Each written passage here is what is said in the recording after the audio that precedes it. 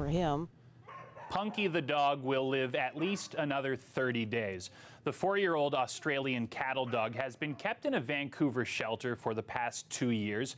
Back in 2017, Punky was deemed a risk to the public and ordered euthanized after biting a woman in a park.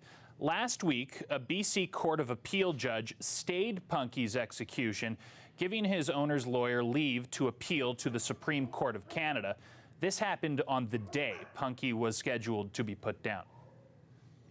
Victoria Shroff is a Vancouver animal lawyer and a law professor at UBC. She's also Punky's lawyer, and she joins us now from Vancouver. So you called this decision a big day for animal rights law in Canada and a victory for people who care about animals. Why is that? Absolutely. I believe, Andrew, that we're in a transformed legal environment for animals now. Decisions like this signal that society cares about animals enough to fight for them to the top court in Canada. So why is it so important for you to have a chance to have this case reviewed by the Supreme Court? Well, I think we have moved away from the era where animals were seen as just property. At the very least, they need to be treated as sentient property. This is not a thing like a car that we're talking about destroying. We are talking about destroying somebody's family member. So when the law does that, they have to be extremely sure that they have covered all their bases and said, you know, there's no scope for rehabilitation for this dog. This dog is so dangerous that it must be killed. So I think we've moved away from an era where, well, a dog bites and that's it, they're just killed automatically. We want to be able to argue in front of the Supreme Court of Canada, if we get leave, that we want to say that this case is of national importance and here's why. So what is your argument to the Supreme Court?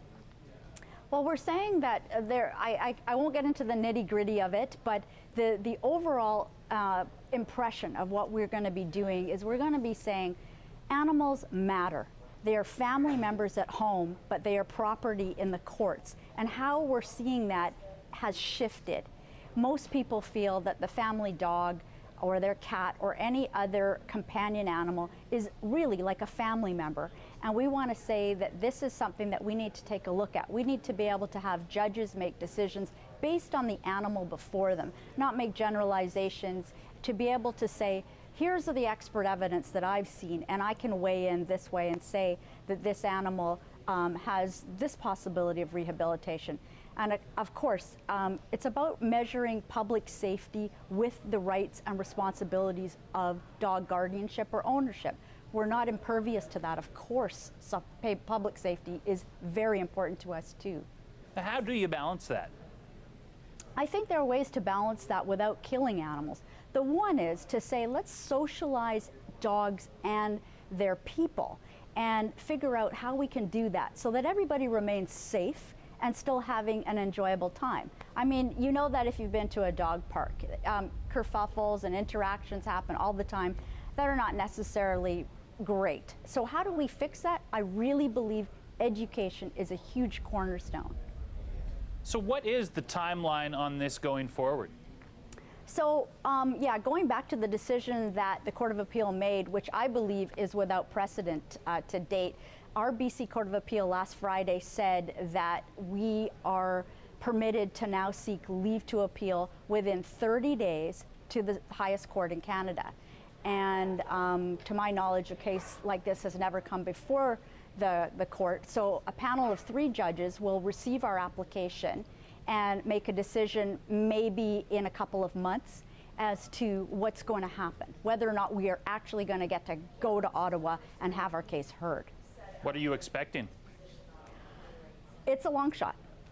Anytime you apply to the Supreme Court of Canada, it's a long shot. They take approximately 10% of all the cases that apply for leave. So it would be ridiculous to think anything's a sure bet. Every time you go into court, it's always going to be up to the judges. You're in the hands of the judges. But we hope to make persuasive arguments so that they're going to see and they're going to be on board with the idea that animals matter. We're in a transformed legal environment, and we need to make sure that our laws in BC reflect societal values about the importance of animals in our lives. Victoria Shroff, thanks for taking the time today. Pleasure. Coming up, we'll stick with